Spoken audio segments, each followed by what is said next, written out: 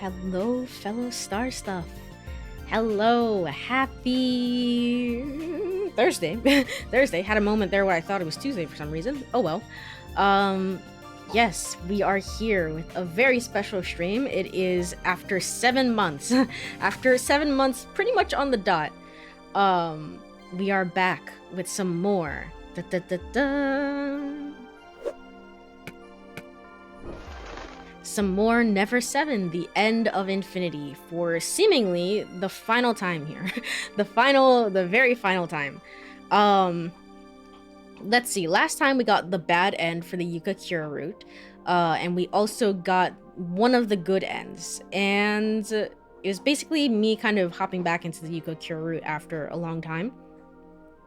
I kind of really enjoyed it. I thought that it was nice to see like what Yuka was struggling with. Maybe it's just nice to see a different perspective, to be quite honest, other than, you know, regular everyman Makoto. But I thought it was nice to see like what is it that she's specifically struggling with when it comes to the past and things like that, and how that affects her current view on reality. And it's essentially just a story about somebody trying to move forward from trauma. It was cool. It was neat. It's not the most like, oh my gosh, this is gonna change my life forever, but it was nice. I liked it. Saki actually had a good scene in the game, you know, in her own Saki-like way, but she still had it. So congrats to her. Finally, I'm sitting here this whole game and I'm like, why, why? But no, finally she had it. Also, if you can hear my dog in the background, sorry about that. She's playing with her toys. But yes, I also find that I was saying like, oh, the game is basically divided into two separate bits. The bit where it's like, no, time travel is actually real and stuff like that, and yada yada yada. And then the Izumi bit where it's like cure and all this other stuff and delusions and stuff like that. So you can almost think of the game and what's actually happening as two different things. But I think I rubber banded basically in between this stream and the last stream, where I was like, well, maybe delusions are real, you know? Maybe all of this is a delusion. So I think so what I'm settling on is, I think the point is that it's supposed to be ambiguous, unless the grand finale gives us a concrete answer, which it might. I think it is supposed to be ambiguous whether these are all delusions, because I guess like technically they could be, technically speaking. But I mean, like in the Izumi Cure route, in that instance, it was most definitely not the case, and that's the whole point of the route, is that we prove that it wasn't. But maybe with the other things, maybe that is actually the case, is that delusions are real and this is all in our mind, and the Yuka Cure route is meant to symbolize like, hey, this is everything from Yuka's perspective if Makoto were to die and she thinks this is all real, but it's actually not. Maybe. Maybe we'll get an actual answer as to why it's called Cure. I was thinking it's possible. I don't know. I'm pretty sure Never 7 is just Never 7, and like it's never gotten like, oh, this is a re-release with all this new, you know, all these new features. I don't know, maybe. But I was thinking like, if this was a re-released version, if that makes sense, maybe there were 2 extra routes added in. Definitely not for the Steam version, but if there was like, I don't know, maybe it came out on like fucking, for example, the PS1. But for example, the PS1, it came out on the PS1, and then later it came out on the Xbox 360 or something. You know, for example, if it was something like that, then maybe for the later version, that 360 version, like the 2 cure routes got added afterwards. That's what it makes me think, because it's so. 2 of them kind of feel so far removed from anything else that's been happening in the game, to be quite honest. This is what's making me go back and forth between like what is real and what isn't real, and I don't even know at this point. I don't know. But with all that said, I think that's enough talking. We're gonna go ahead and get the other good route for the Yuka Cure stuff. Let me go over here. Let me pull up the guide. So I don't remember what I did. I don't remember what I did last time. I said like, hey, what if I'm pretty sure we went shopping. There was this one choice that's like, go shopping or look for the bell. And I'm like, I'm pretty sure I went shopping, so I continued off of that, but I don't know. We'll see. We'll see as I load this. Where the hell am I? What is this? Infinity repeats? Oh. I think this is different. So what do I want? This one here? think I want 36 specifically. Load? Yes. I'm faced with a fateful choice. Okay, yes. This one... We'll know, I guess, in a bit. If I choose look for the bell and it just skips right over that, then I'll know that I definitely did... I like, was supposed to go shopping. That's how I'll know. Let's look for the bell. Okay, this has not happened. Good. Good, yay, happiness. I decide to search for the bell first. Hey, Kurumi-chan. What is it? Well, could you maybe go shopping alone? What? I suddenly remembered something important. Something important? Well... I've gotta find something that I've lost. Something you've lost? Yeah. What did you lose? Well... Kurumi-chan looks at me curiously. A memento. A memento from who? From my great-grandfather. I lie. My great-grandfather is still alive and well. Well, that's, you know, congrats to him. That's that's an amazing achievement. But also, isn't this what actually happened in the Makoto route? Is something about, like, a great-grandfather... Wait, don't we still end up in the same place anyway? Maybe we do. I don't actually remember. Hold on. Maybe she says this in both routes regardless, but it's a little bit different because the implication is that Makoto, like, specifically, expressly told us, don't worry about the bell, and she's still very much, I guess, Yuka's still very much going against that. So, I mean, it's still gonna end up in a good end, but it feels a little bit different, I guess. My great-grandfather is still alive and well. He must be over 100 years old by now. Congrats to him. Congrats. Has she realized I'm lying? Yuka-san? What? I'll help you. Huh? I'm gonna help you look for it. I mean, we've definitely gotta find something that important. Right? Don't we? Yeah. In the end, Kurumi-chan ends up helping me. Is this really okay? I murmur to myself as I look in the direction of the harbor. Somehow this changes things. And so, the search for the bell begins. Relying on vague memories, I walk along the sandy beach. I stare at the sandy ground, my eyes wide open. I overturn seashells and seaweed washed up by the waves. I occasionally dig a little into the sand, wondering if it might be buried somewhere. Our diligent search continues for nearly an hour. 3:51 p.m. We can't find the bell. Even after searching this long, it's not turning up. Perhaps history has really changed. Did someone else pick it up? Or maybe it's still at the bottom of the sea. Unpleasant thoughts whirl around in my mind. I straighten my back. I've been bending down for a while. As a change of pace, I look around. A little further away, Kurumi-chan's walking around with two bent twigs shaped like hooks.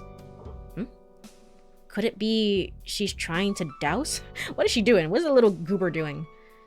But I don't think dousing works with wooden twigs. Even so, Kurumi-chan searches desperately. I feel my heart grow warm at her earnest efforts. She's searching so earnestly for something another person lost. I decide to resume my search, inspired by Kurumi-chan. I remember something like this has happened before. A search for something very, very important. That's right. Back then, too, I was searching for something extremely important. What are you talking about? Back then... What was I looking for? I can't remember. It's like the bubbles that have floated to the surface of my mind remain unbroken, as if waiting for me. I feel like I can remember, yet I can't. There are only two things I remember clearly. One, it's something I treasured very much. The other is that I couldn't find it in the end. A slightly chilly breeze blows by. Is this the connection to Cure, I'm guessing? just then. I found it! What? I found it! Hey, Yuka-san, I found... That's not your voice. Hey, Yuka-san, I found it! That's not your voice either. Oh, well. Oh, well. Kurumi-chan runs over, waving her hand in the air. She's got something in her hand. It sparkles in the sunlight. It's the bell. See? This is it, right? Right, Yuka-san? This is it. This is it! You found it, Kurumi-chan! Really? Oh, what a relief. I worked really hard to find it. Wow, Kurumi-chan, you're so fantastic. I gently pat her on the head. I collect the bell from Kurumi. The bell twinkles as it rolls around in the palm of my hand. We've saved a life now. Huh? I've done it now, maybe. If we don't find this bell... If we didn't find this bell, someone would have died? Yeah. Who? Well... Kurumi-chan looks at me curiously. She's like, "Whoa, wow, a dead body? That sounds so dope and cool." My great-grandma. I lie. My great-grandma passed away 3 years ago. Oh, I'm sorry. Alright, and now all of this should be the same. Interesting. Okay, never mind. It's not. It's definitely not. Sorry. I'm so sorry about my dog. I don't know. Hopefully noise suppression is cutting that out. It might not be. Obviously I'm not gonna tell her to like stop playing with her toys, but she's so loud. She's like destroying. She's the type of dog that likes to destroy everything that you give her. So that's her way of playing. So she's just thoroughly going through like this giant plastic bone thing that I bought for her, and she's just like tearing it into pieces and destroying it, and that's what you're hearing in the background. That's why it sounds like construction. After parting ways with Makoto, Kurumi-chan and I head to the shopping district to buy souvenirs. Even still, though, I hope it's not being picked up for the finale of all things. We arrive much later than we did in the previous loop, yet we enjoy shopping just as much. Even though it's the second time, I end up splurging again. I've just finished paying at the counter, both hands carrying paper bags filled to the brim. I decide to have everything delivered. Now Kurumi-chan is paying at the counter. While waiting for her, I decide to take another look around the store. Suddenly, my eyes are drawn to numerous keychains hanging on a nearby shelf. Ah, that's right. Last time, I bought a keychain here. Not for anyone else, but as a souvenir for myself. I'm drawn towards the cluster of keychains as if beckoned. Is Neko Nekyo Pyeonpyeon or whatever gonna be like plot relevant? It's like, actually, this is the keychain that the boy from middle school gave me, and I don't know, something like that. Probably not, but still. Then to the one I'm looking for, I go over each. To find the one I'm looking for, I go over each one. What? What? However, the keychain I bought last time isn't here. Oh, because we went searching, so somebody else must have bought it. Is this the wrong store? No, it was definitely here. I'm sure of it. I may have looked over it. I search again for the familiar keychain. I mean, Yuka, it's fine. Other people supposedly live in this town, so it's fine. But no matter how many times I do, I can't find it. I can't find the keychain with the chubby cat mascot. I can't find Nin Nekopyeon. Excuse me. Do you have a keychain with a chubby cat mascot here? I ask a passing store employee. There's no way they'd know. I can't help but ask, though. Huh? The one with a chubby cat? Huh? Yes, that's the one I'm looking for. Do you still have it? I sold it. You sold it? It was a pretty uncommon keychain, you see. That was the only one, so we don't have any more in stock. Thanks for waiting, Yuka-san. Since we bought so much, they said they'll ship it for free. What's wrong, Yuka-san? Our errands finished, we leave the store in silence. Aw, sadness. 4:52. Oh, this is a very different. This is actually quite a bit different from the other route that I experienced. Oops. I walk with my shoulders slumped. Beside me, Kurumi-chan's eyeing me with concern. For some reason, it feels like there's a gaping hole in my heart. Probably because of that keychain. Hey, what's wrong, Yuka-san? You seem down for a while now. Nah, I'm okay. Really? It looks like you're down in the dumps. You looked the same way earlier at Tsukihama when we were looking for what you lost. What I lost? Something important I couldn't find. A lost treasure. Memories lying dormant in the depths of my heart come rushing back. The bubble has finally burst. I see. That's why I want that keychain so much.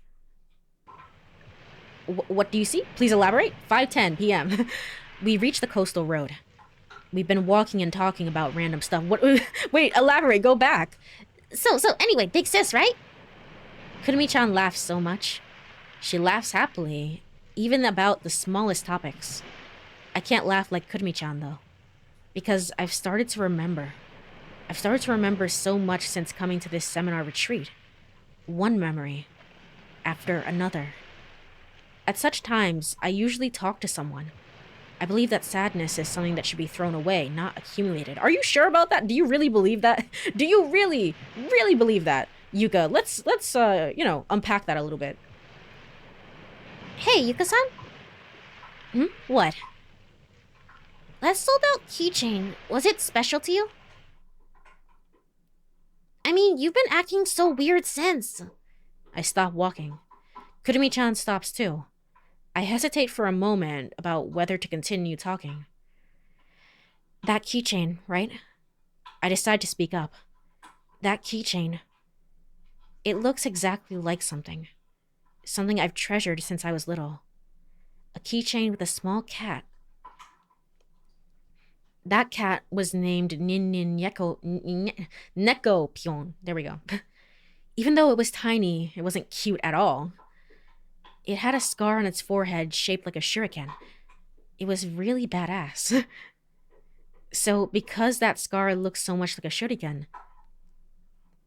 Oh, the nin is the name for ninja. Oh, I see. That's where you get that weird name. That's right. That cat keychain. Look at Kurumi's like, wow, that's really fucking stupid. Okay. That cat keychain, even though it wasn't cute at all, was an important treasure of mine. A precious treasure. A precious treasure a certain someone gave me. I used to attach it to my backpack and always took it with me to school. But one day, I lost it. What? Actually, why do I feel like I remember her vaguely bringing this up once, that she lost... I mean, obviously she's brought it up in this room, but she brought it up once before that she, like, lost something. Maybe, possibly, at some point. The playthrough has been going on for 7 months. I don't remember entirely, but I feel like maybe this was foreshadowed. Back then, when I was in elementary school, around the 1st grade, I was terribly bad with directions and often got lost. The day I lost the cat, I had gotten lost, too.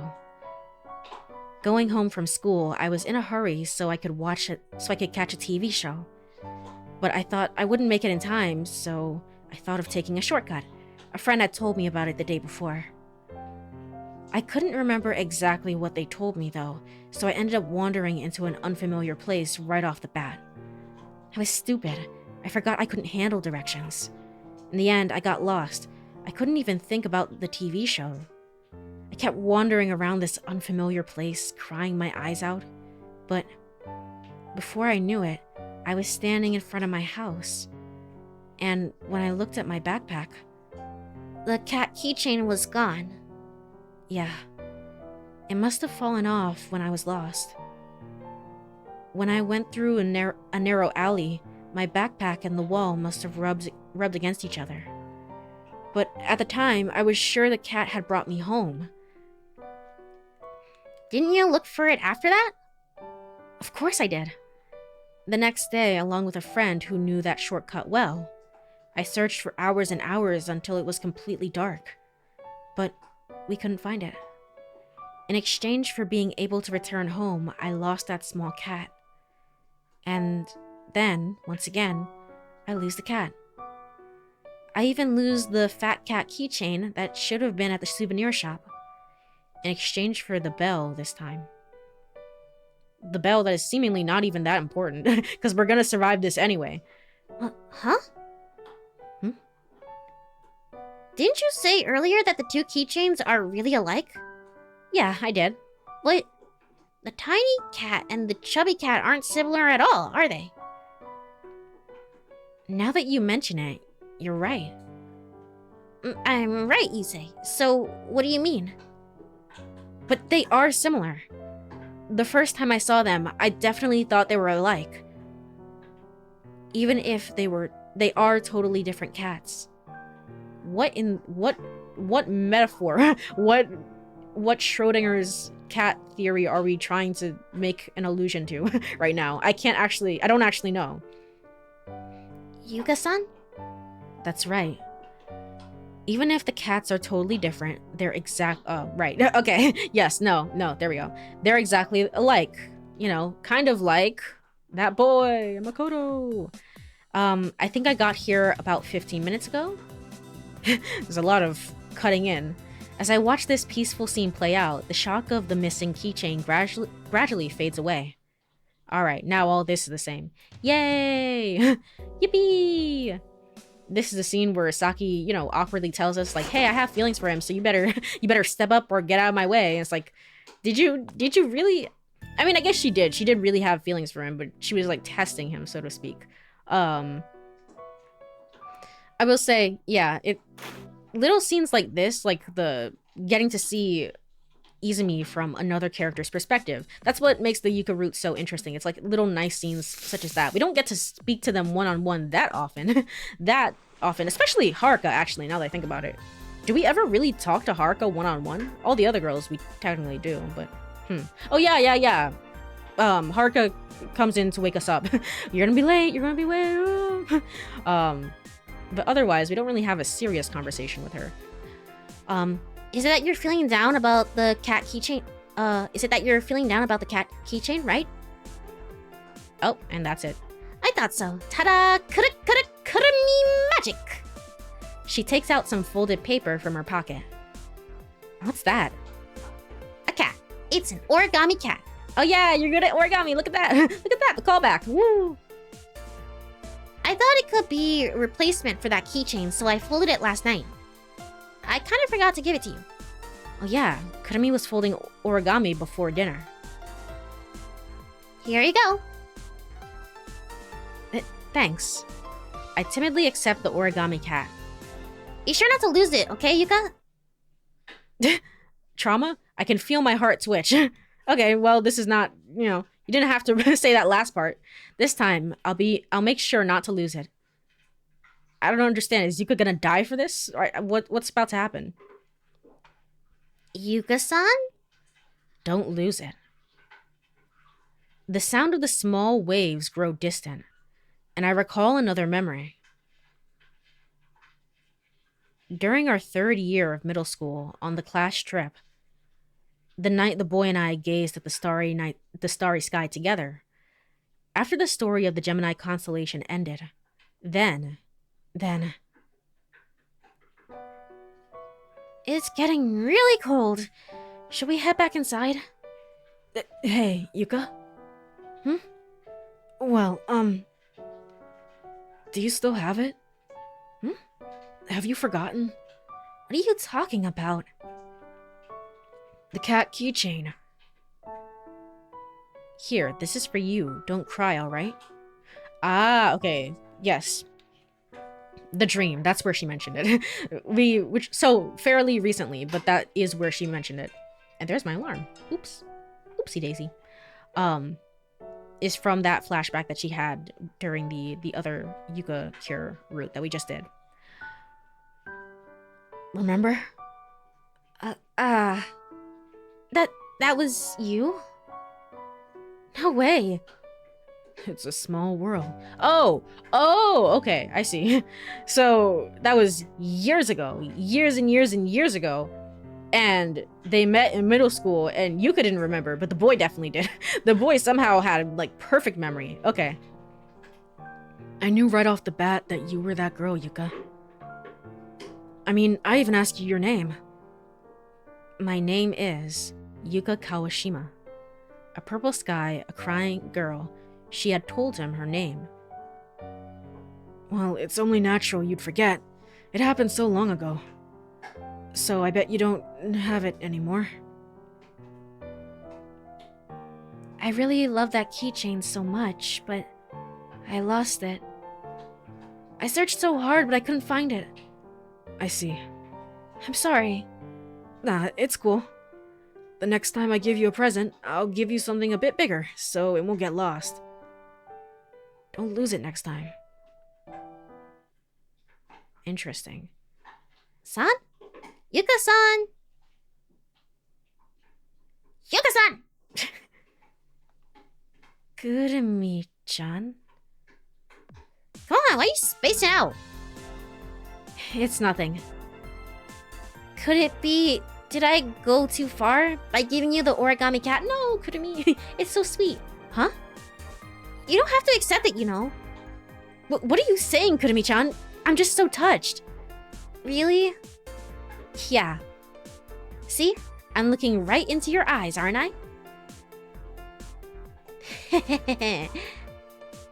Thank you so much for the present. By the way, Yuka-san, I have another present for you. Ta-da! Kuramiriku!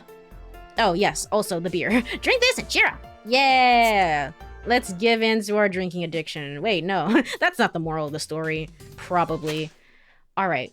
All of this is basically the same. Man, Okiko was kind of a nothing character, to be quite honest. I think about it. He really was just that stupid, and that was just kind of about it.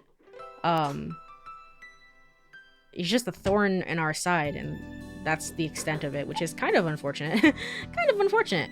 12:58 p.m. I casually take the origami cat out of my pocket. And that's it. That's all I do.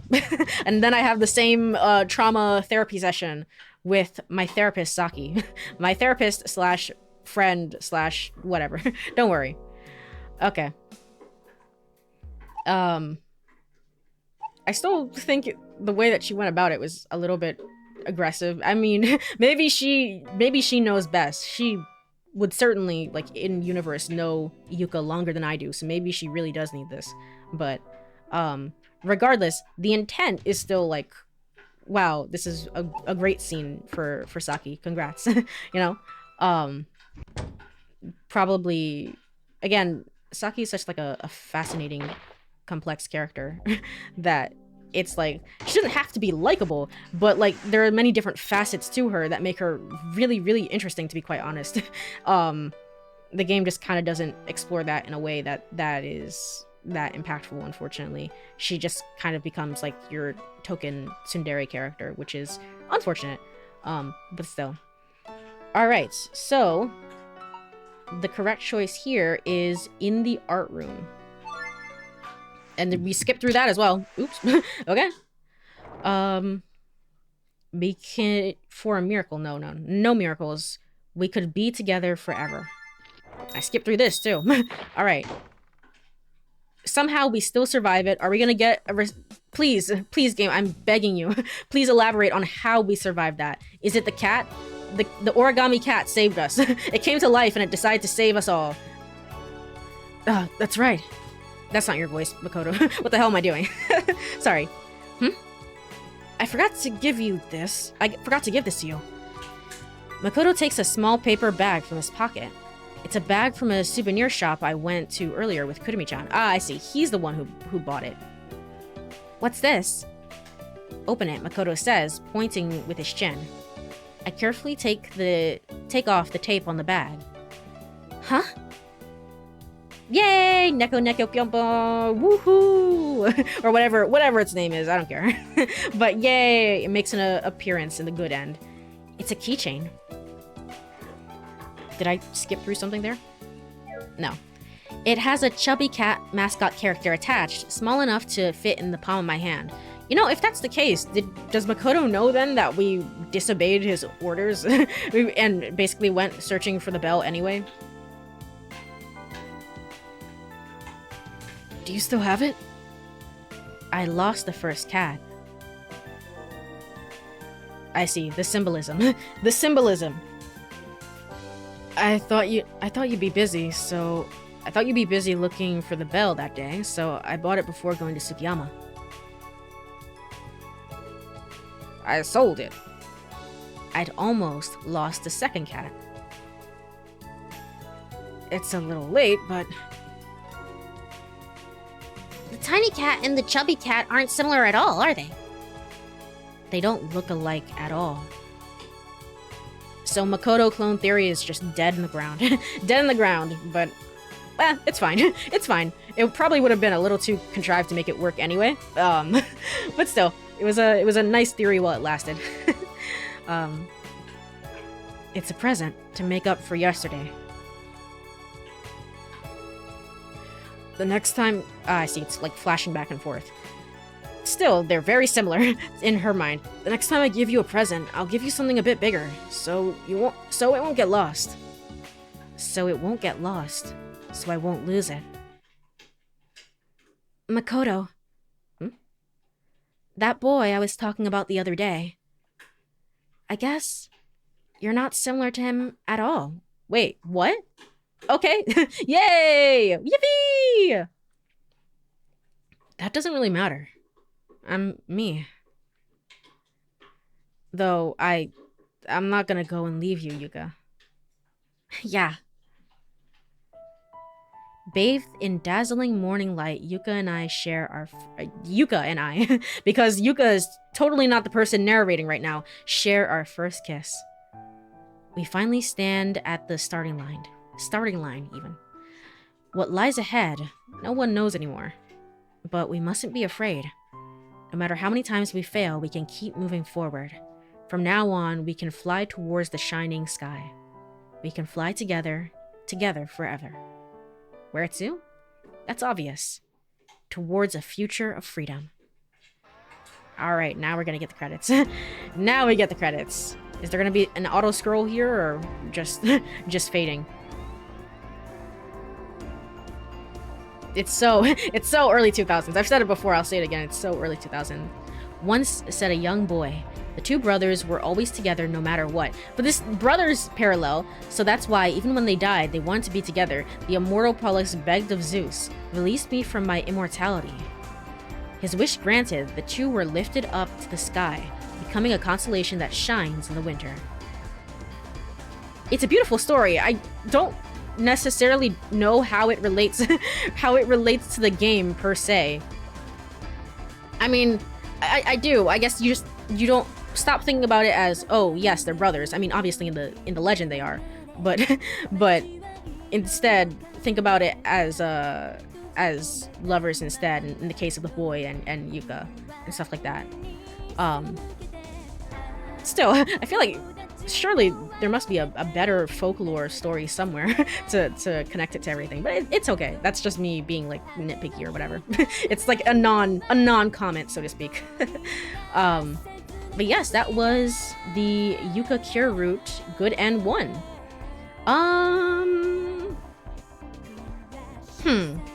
Yeah, I think I like this one a little bit more, keeping in mind everything that we know.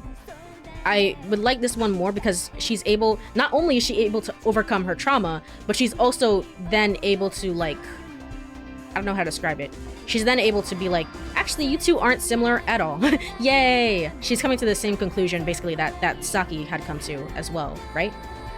Where it's like, actually, things are a little bit different, so I don't really like him. So it's like, moving on times 2. It's better for sure than the second good end, so I'm glad that I got this one second. So I wonder if a voice actor sings this song.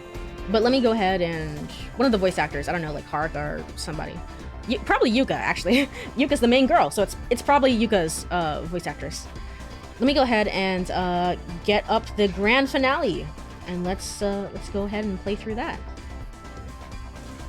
All right, grand finale. The yucca that exists within the guide says, "We've come a long way, haven't we? Our adventure might end here, but if there's one thing that'll last forever, it's our friendships." Surely, the friendships we made along the way. Thank you, Yuka. Thank you, guide Yuka. I appreciate it. All right, let's go over here. Can I skip through this? Oh, okay. I was afraid. I was like, I wouldn't be able to skip through this. It's like this is the third time we're seeing it. It's fine. We're probably gonna see it again for the good end, honestly. All right, so we're supposed to load save 10 for this.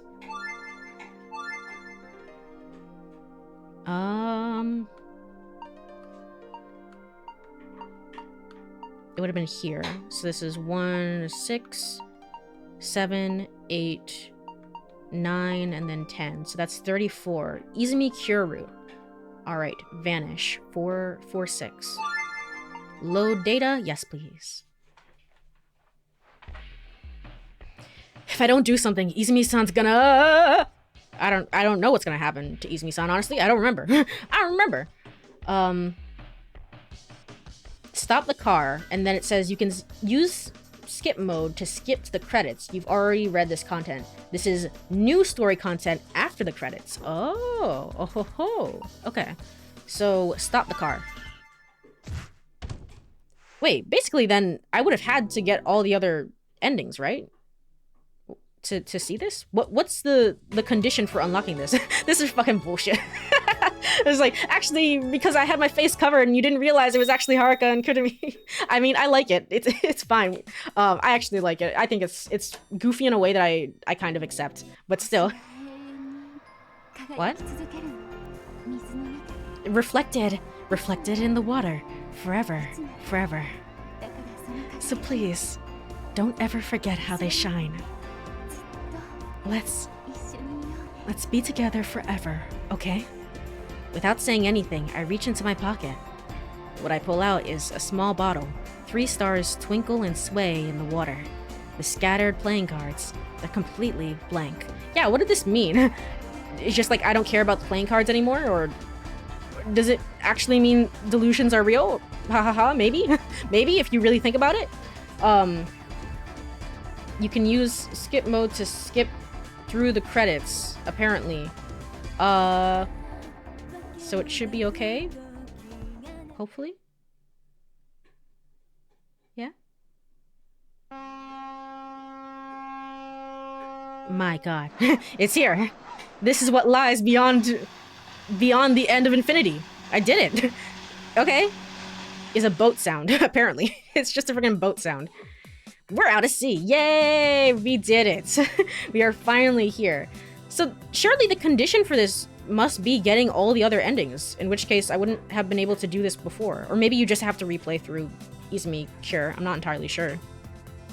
But I'd be kind of curious to know. I'd definitely be curious to know. Hello, Merc. Thank you for the hydrate and stretch. I'll do so right now.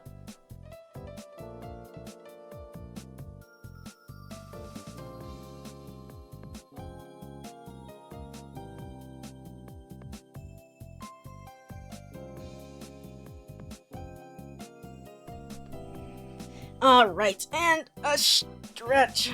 Whew. Thank you very much. I appreciate it. I'm chronically dehydrated. I am chronically dehydrated, and I never know until I drink more water, to be quite honest. So I appreciate it. I hope you've been doing well. Vacay time. Truly vacay time. I think... What is this? Are we going back home? So the vacation is over, I guess? Or are we... Is this something else? Like, we are actually doing one final thing before we're leaving the island. We're out at sea. I see the deep blue ocean, the beautiful blue sky, and the sparkling sun. I can't see anything else. I lean against the deck railing, soaking in the ocean breeze. I peer below me to see the bow of the ship slicing through the water. Dolphins frolic around us in the white breakers. It's been about an hour since we left the harbor. Oh no, we're going back. Okay, so, opposite of vacation time. Work time, boo. School time, no. Laughter and cheers echo behind me as everyone enjoys themselves.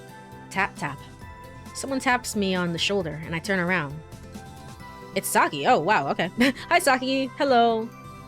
A puppy plays at her feet. You brought the puppy too? The puppy that you tried to feed pizza? Here. She offers me a can of beer, her gaze gentle. Thank you, Saki. Oh, thanks. I pull the tab and take a sip. Once I swallow. But Saki, is it really okay for you to change schools? Just casually? What? You mentioned earlier that you're planning to transfer from K University to our university next spring.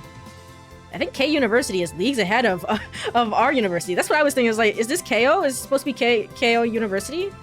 In which case, you should probably stay there. I'm gonna be so honest with you. You're probably getting a great education and degree name from there. What? Well, I've lost interest in it. Okay, whatever you say. The environment there is just terrible. The environment? Is that reason enough? Well, you're right. That might not be the reason. Huh? Then why transfer? Wait. It's cause you're there, big bro. Aw, Kurumi, you're here too. Hold on, wait. Is this, so, harem route is canon? I guess all the girls are just gonna be interested. Wait, surely you know that well, you're gonna lose interest in me at some point, Saki. We know this from the Yuka Cure route. That's what we literally just established. It's like, I'm not that similar to whoever you think I am. Kurumi. Saki-san wants to go to the same university as you, big bro. That's not it at all, of course not. But your ears, Saki, they're so bright red. I said that's not it.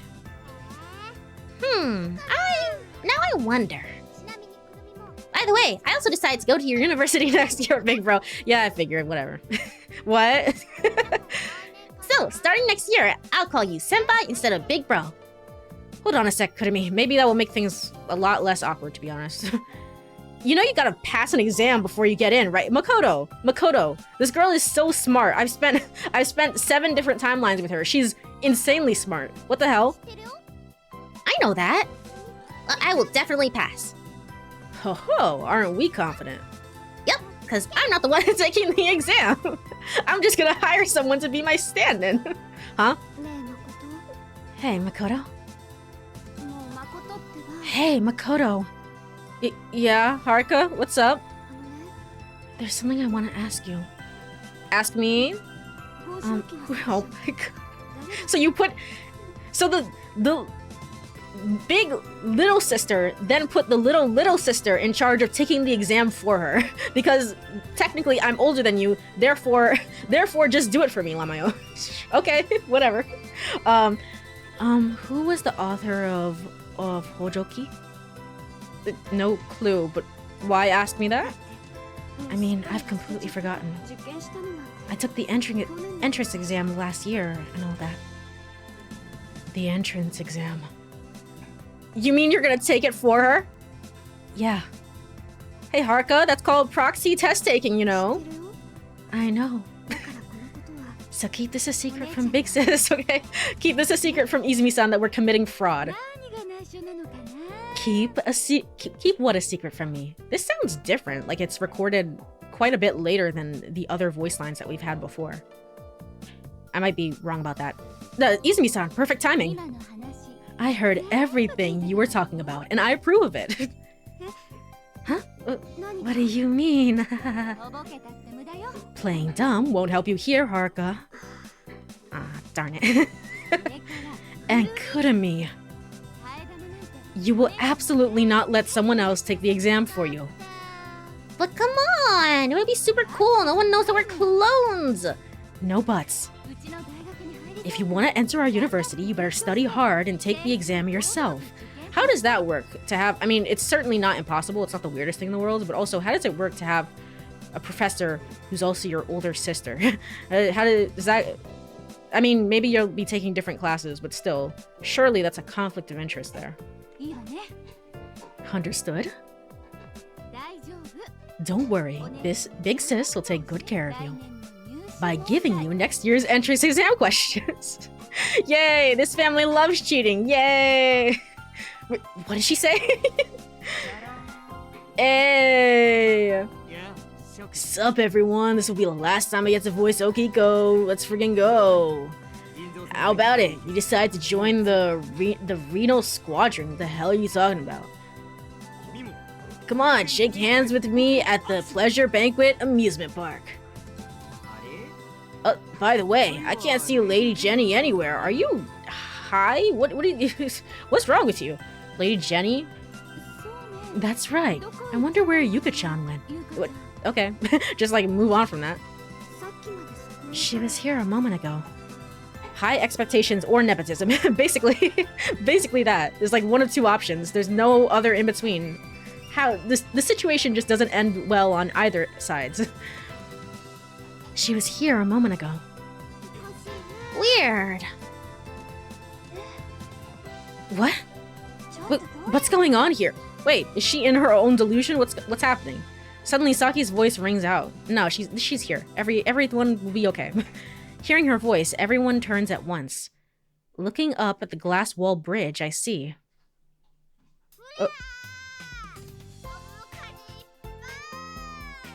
What are you doing, you little goober? Look at Haruka's face right now is so funny. I don't know why.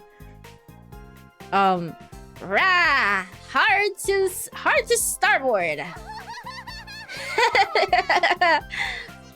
I've always wanted to try this once. Are you drunk? Bottle in hands, as always. Yuka manipulates the steering wheel unsteadily. She's driving? I'll tell you, boys are drinking, right? Am I right? She puts the boat back on course. On the horizon, we can see something gradually approaching us. Like a hazy mirage, we can see the outline of a small island covered in fresh greenery. So we're all gonna die. Yay! Yay! Grand finale, good end. Okay, that... Oh, reach grand finale, thoroughly enjoy Never 7, reach all good endings. Is that all of the achievements? One second, I'm gonna bring this up, but I just want to see if this is all the achievements. Bring this back up again. Yeah, 20 out of 20, all achievements. There we go. And it only took me 66 hours of playtime. Says according to Steam, but I mean that's not true. I've definitely left this game on for like quite a while, even more than 428 Shibuya Scramble. So this is wildly inaccurate, but still quite a long time that I spent with this game. Just to get all the achievements. Yippee! I'm not a completionist, I say, as I complete the 100% complete the game. All right.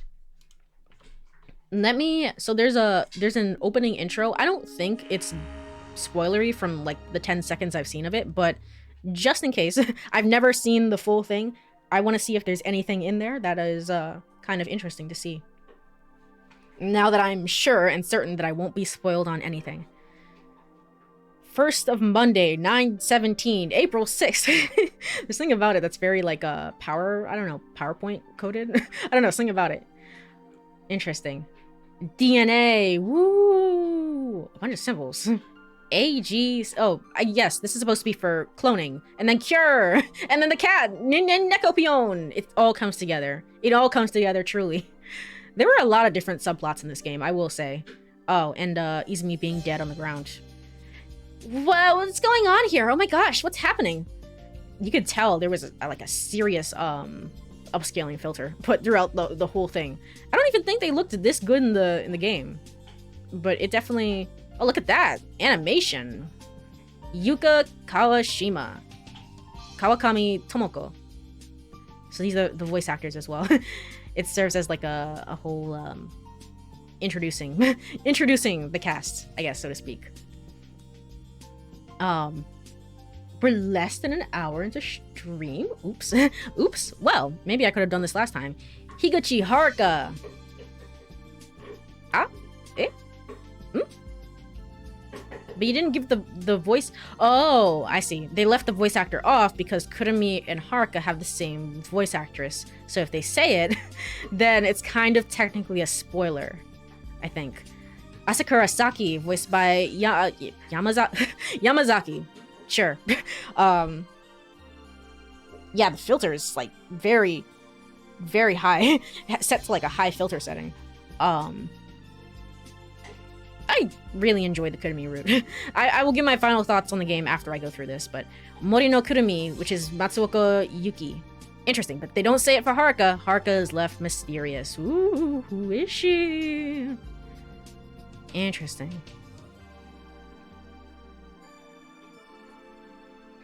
I find Izumi to be an interesting character as well. I wonder if Mori no Izumi, Inoue Kikuko. And again, I like the stars in a bottle symbolism way better than the bell symbolism or whatever was happening there. Was the bell even necessary? I know it's necessary for like the writing and like you can go back in time using this bell, but as I've said, I'm kind of rubber banding on the idea. I don't know what's I don't know what's going on with that. Also, hold on, let me go over here just to bring this up as I give my final thoughts on the game. But also, yes, the final scene there, I believe they said they were going to a small island, so I believe it's just like one final hurrah before they go back to school. Is what I'm thinking. We never got any follow through with Saki's parents being as they were. She was also just living alone, seemingly. Not sure why. You know, it's anime. Don't worry about it. But I mean, we are in college, but also it was a vacation home. Why was she just there alone? Just because she wanted to be there, I guess. But anyway, with all that said, that was Never 7, the end of Infinity, and my dog just like she was chewing through her toy throughout the entirety of the finale. It's kind of insane. It's kind of great, good on her, I guess. And she just stopped. Look at that. Just now. Not before, but just now. She's like, okay, that's enough. That was Never 7, the end of Infinity. So my final thoughts on the game. I think one thing to be certain of is that, and I don't know how well I'm going to give my thoughts, but I'm going to try my best. One thing to be certain of is, like I've said time and time again, Ever 11 is a game that people usually care about. Ever 11 or Ever 17 or whatever the next one is called. I will learn the name eventually when we get around to it.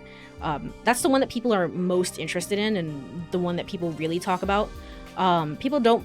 I know that Never 7 is a part of the series, and this is, you know, the first game in said series, but people don't really bring up this game or any of the other games as much. So I was going into this, I was expecting kind of like, okay, we'll just kind of go through it, see what it's about. Like maybe it will be kind of interesting. Not entirely sure what to think about it. It wasn't as bad as I was expecting it to be. You know, for a game that kind of got lost to time, so to speak. It was not that bad. It was just kind of but I can see why it doesn't get talked about that much, because it's kind of vague in its answers. It's good, but it's nothing like incredible, which I don't know, maybe I mean, Ever 11 gets brought up a fair bit, so I imagine that it has to be quite good, quite great on some level. But I was expecting this to be like god-awful generic, and it wasn't that. It was pretty good. I enjoyed my time with it. I really enjoyed playing through it. I don't think that I should have 100% of the game. I don't think I should have done that. It comes down to a me preference and play style. However, I feel like there are some things that it's like you can't get the full picture of the game until you really play through all of it. This game especially, more so than like getting all the bad ends in 428 Shibuya Scramble.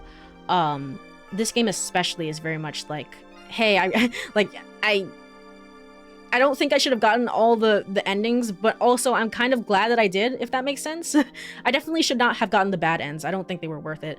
But otherwise, I'm glad that I went through all the routes, if that makes sense, to get the full story and the full picture of everything that was going on. So, I guess story-wise, the story is pretty... It's basic for the most part, except like there are little tiny details that are well considered, if that makes sense. to make sure that everything doesn't get lost in the sauce. Things with cloning and little character traits, like Kurumi doing the origami, so it's like, hey, I'm actually gonna give you an origami cat, little things like that. The interconnectedness of the stories, if that makes sense, and I guess that's why I'm so glad that I decided to do all the routes. Things like that are very, very, let me snooze ads here. Things like that are very, very nice, and while it's not like, wow, this is amazing, I'm still glad that the story is pretty consistent. It could be cut down quite a bit, if you ask me. It could be cut down quite a bit. Particularly probably Saki's route, to be quite, I don't know, you could probably cut out Saki as a character, to be quite honest. I don't know what to think. We'll talk about the characters in a second. But like in terms of general pacing and writing and stuff like that, I think it could probably do with some... I didn't think it had to be as long as it was. That's not really a criticism of this game, but rather I find that a lot of visual novels in general tend to be pretty, like books tend to be pretty long-winded, if that makes sense. So this game is, especially given the time frame that it came out, is no exception to that. But still, I would have liked to see it be quite a bit shorter, especially with the Yuka Cure route there. I think it doesn't really make a lot of sense for it to be as long as it was. So, satisfied even to completion. Exactly, basically that. I'm glad that I got through all of it. So, I guess while we're on the topic, writing wise, I think that the translation of which I played of it was pretty bad. Or I don't know if it's the translation per se. I actually went through the game. I don't know. Hold on. Can I tab into the game here? I don't know if you can see here. This save right here at the final part of here. This is actually a save that I've been going through, like the very beginning of the game with Japanese text on, just because I wanted to see it. And I know a little. I would never claim to be fluent, but I know a little bit of Japanese, enough to get through. Just like the very beginning of it. So I changed the text to Japanese and I was playing through it. And I mean, the Japanese I'm not a native speaker. You can't really ask me. But like from what I looked at, from what I saw of it, it looked fine. It was like it's pretty normal. Pretty grand old time. So I don't know if I should say the translation specifically, or if I should say the localization. I don't know. It's both. It's both because, like,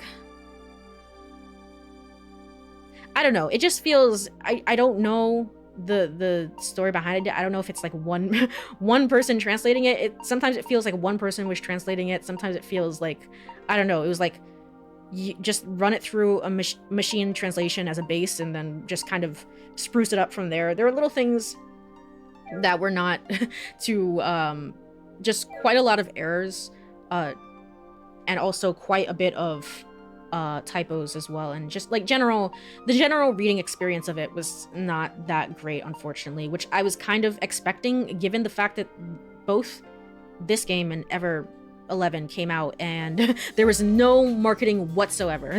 They just dropped it and they were like, I don't care.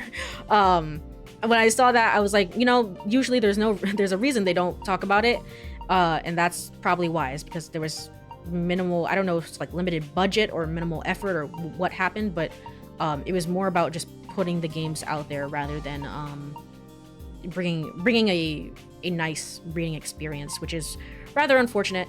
It's passable, it's serviceable, but I still I've seen, to put it lightly, I've seen fan translations which are that are better translated, not of this specific game, but that are better translated than probably this one was, unfortunately. So there is that to say. Gets a hard negative from me, so no regrets. Exactly. But I will say that the music was good. The art is very, very, very early 2000s. It's kind of jank in some places, where, and also kind of serious in others. I like it. It's not anything that's like, wow, this is wow, this is something that I'd sometimes I like save art from different games because like I love this so much. Like for example, Little Goody Two Shoes, which I'm going through right now. It's like, this is beautiful. I love it so much. I love it so much. Little things like that. I don't know if I would go through the art of this game, but I mean, I liked it. I like the aesthetic of it. To be certain, it's not like that's like a negative thing. It's just I thought that it worked for the story and what it's trying to tell. And again, I like the music. Music I liked. It worked for the story that I was trying to tell. Again, I don't know if I would go through this soundtrack off outside of this game in my own free time, but still, I think that it worked well for what it was trying to do. Anything? I guess when I come back, because I have to run an ad, because pre-rolls, it's saying that pre-rolls are off. So I should probably go run that ad now. When I come back, I will talk about the characters. I'll talk about the characters and any other final thoughts that I had to give on the game. Sorry to do this so abruptly. Darn ads. Darn ads, and I don't have any more snooze buttons, so it's gonna run anyway, so let me go over to burb screen.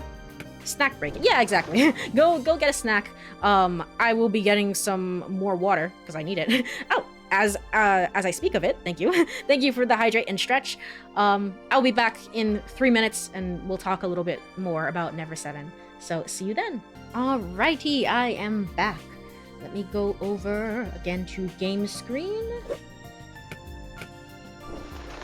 All right, and continuing. I used the break to also take very quick notes, so hopefully I get through everything regarding the characters.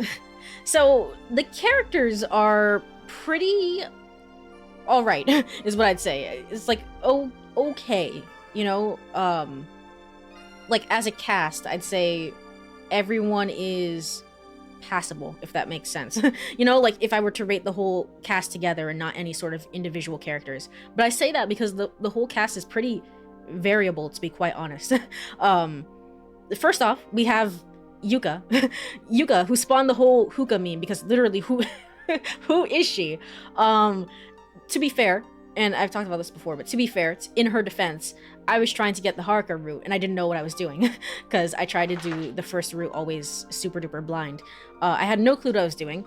I missed out on like half the Yuka scenes, probably, honestly, most of them. Most of the Yuka scenes that were available that would have highlighted, you know, some of her strengths or whatever. So when I ended up on her route, it felt super awkward and forced, and like I don't want to be here, to be quite honest. So that spawned a whole like 6 months afterwards of just being like, who is she? I don't know anything about her, but we dated on one timeline, so you know, yippee, good for that, yippa. I will say though that I came around to liking Yuka here now towards the very end when we were looking at the story from her perspective, to be quite honest. Because when it was Makoto being like, why does she keep bringing this guy up? It's like, I'm so jealous and stuff like that, and like I'm sure that could be interesting, explored in an interesting way as well, except Makoto isn't really a character. His character changes depending on whatever the situation calls for, to be quite honest. So I'm not interested in the exploration of that because he's the protagonist. He's just a guy. If that makes sense. He's just the dude of all time. But yeah, I think when you're looking at it from Yuka's perspective of like how this love that she has for Makoto, how it can help her reflect on the past and then help her move forward into the future, I think that it's not the most like groundbreaking, never been done before situation, but I think it's nice. I think it's actually, it gives pretty good legs to the romance that they have, instead of just being like, it's a dating sim game with some supernatural elements and here's your canon girl, there she is, and kind of just leaving it at that. So overall, I would say, again, this is like the variable factor of it, where it's like, on her own, from my experience, on her own route, Yuka is just kind of like whatever. From her own perspective, when she's diving into like the things that make her, the things from her past and stuff like that, I think that she's a lot better of a character. I'd probably give her like, I don't know, if I had to, and numbers are super duper hard. So take all the ratings with a grain of salt, but like from Makoto's side, Yuka-ru is like a 4 out of 10. It's like whatever. From the Yuka side, the Yuka-ru is like a 6.5 out of 10. You know, it's pretty solid experience. I liked it for what it was. So there is that. Haruka, which my phone for some reason auto-corrected to Garuda. Thank you phone. From what I remember, it's been a while, but from what I remember of Haruka, again, this variable factor, I don't like Haruka's route, but I love Haruka as a character. She is one of the highlights of the game. I think she's great. She has this is like a small thing about her, but she has this understated sense of humor to her, which is actually really funny. When the joke is really funny and it lands, it hits super hard because it's, you know, it's actually pretty great. There's something about Haruka that strikes me as, honestly, this should have been the canon girl, to be quite honest. It shouldn't have been Yuka. It should have been Haruka. But I guess, like, the thing about Yuka is that she doesn't really have any supernatural elements going on with her story that makes her the most likely to be like, here's the normal route, here's the super base route that you can get, so you go with Yuka instead. And I understand the thought process behind that, but I think everyone should be led into the Haruka route first, to be quite honest. I think that's a better choice. It gives you a little bit of supernatural elements to it. Yuka might not have any supernatural elements to her, but I mean, she has her own append route, so she has that going for her, if that makes sense. I don't know. I feel like the two should have been switched, in my opinion. But again, I love Haruka. I love her a lot. Her whole the whole dynamic between her and Kurumi and Izumi and that whole situation was one of the more interesting parts of the story, to be quite honest. I really liked it. Saki. Saki is the most multifaceted character out of all of them, so, you know, congrats to her. It's just, you know, we just don't, I don't see the game exploring her character in any of the ways that I want it to. It was just, her route just comes down to, Lamayo, just trust me, and it's kind of frustrating because it's like, but you don't give me any reasons to trust you. You're feeding a dog pizza.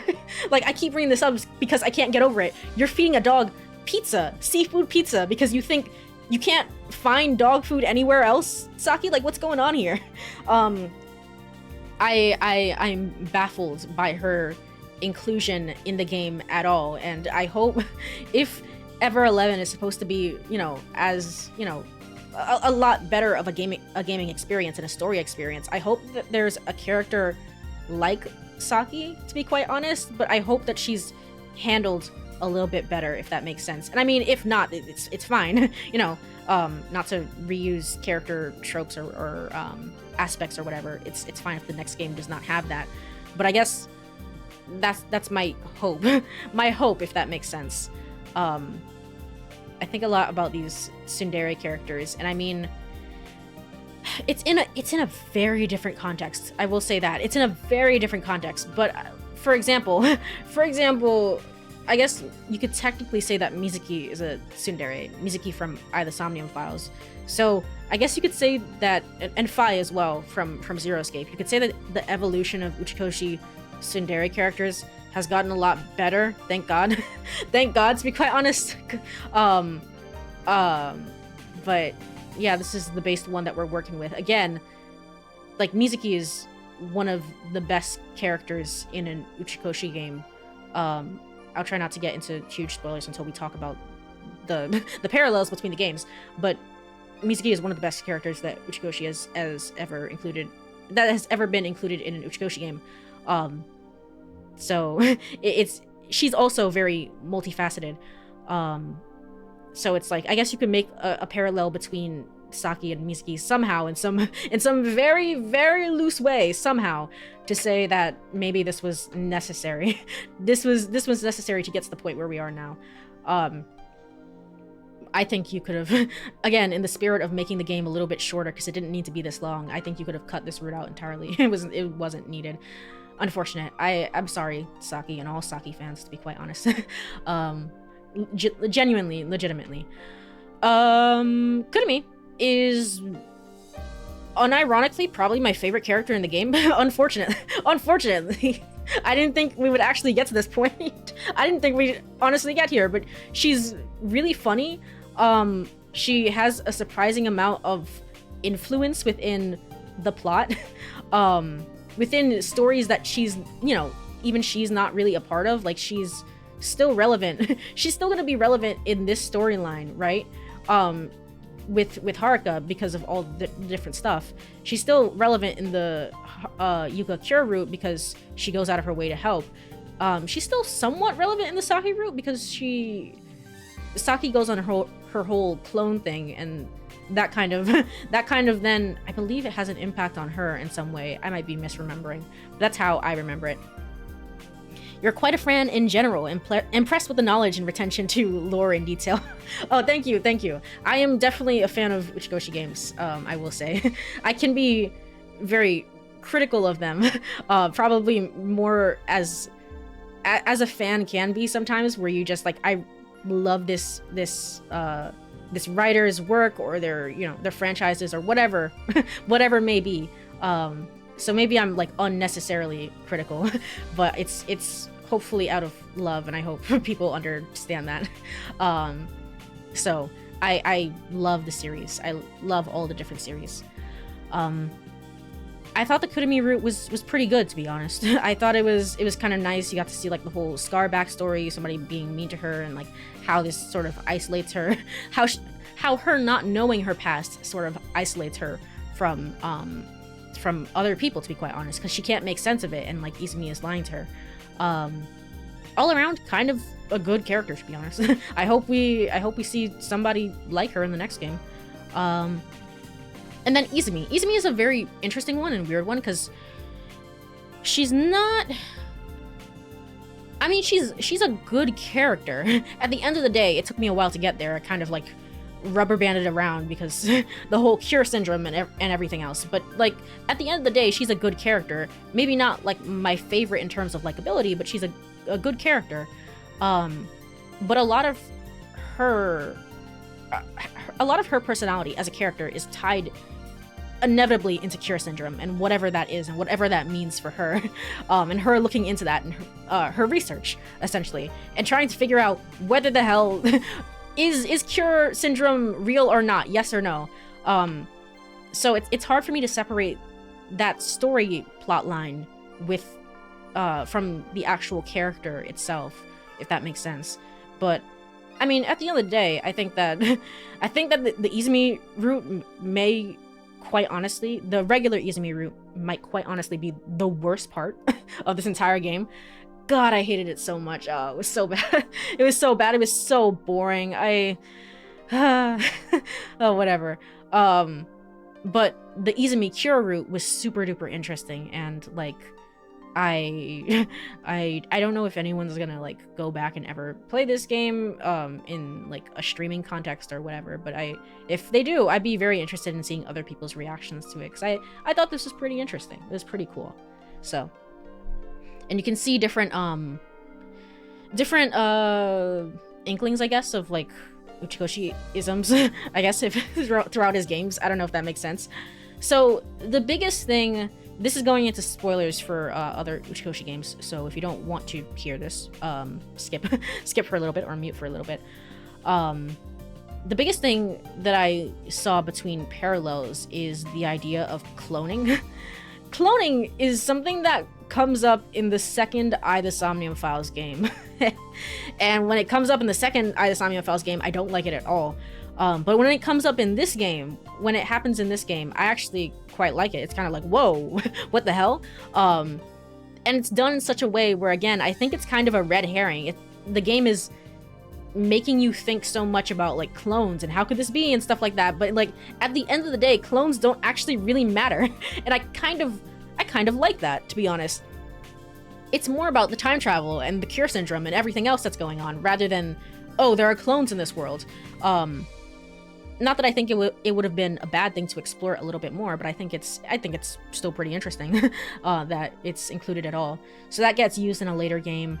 Were there other things as well? There was something else, and I should have written it. Should have freaking write it down on a piece of paper. But there are little things where it's like this. This is reminiscent of later games. I guess Courie syndrome is reminiscent of what would that be reminiscent of? Courie syndrome being in a delusion in your own mind is very much. I mean, technically speaking, it ties into the Somnium Files, I guess, because you're literally in Somnium. But even if that's not the case, technically speaking, there's also other different things. Like Ushikoshi loves bringing, I guess, like diseases into his work. Therefore, you have like Radical 6, and therefore you have the other one, the other one that comes up in the second the Somnium Files game. Which one was it? I can't remember what it's called. TC Purge or just Purge? I can't actually remember. But basically that one. Were there other things as well? I don't think so. If I do think of anything, I tend to leave things in the YouTube VOD. YouTube, when I upload them to YouTube, I'll put something in the description or in the comments saying like, oh, I forgot about this, that, and the other. So if there's anything that I forgot in terms of parallels, I'll put it there, because there certainly is one thing that I've forgotten that I want to talk about, but I didn't write it down. So here we are. But yeah, overall, it was a fun experience. I'm glad I played through it. I'm glad I played through all of the routes. Still think it could have been edited down, but that's okay. That's okay. I still enjoyed my time with it. A good, I don't know, what do you call it? Like a 5 or 6 out of 10? You know, it was a good time. Not anything life-changing, but it was a good time. That's how I feel about it. So, best part, I think, story, maybe, probably. But some characters are good too. Worst part, definitely translation, unfortunately. So, but that was me yapping for 25 minutes. The 25 minutes of unnecessarily rambling about this game, because it's taken up 7 months of my life, and I have thoughts and feelings, and I must talk about it. You don't understand. Yeah, I guess we're done. I guess we're done for good. In that case, I guess it will be a shorter stream today, but I do have... What can I play? I think there's one game that I can play. Let's close out of this. Yay. Okay. There's one game that I can play. Oh, yes. I forgot.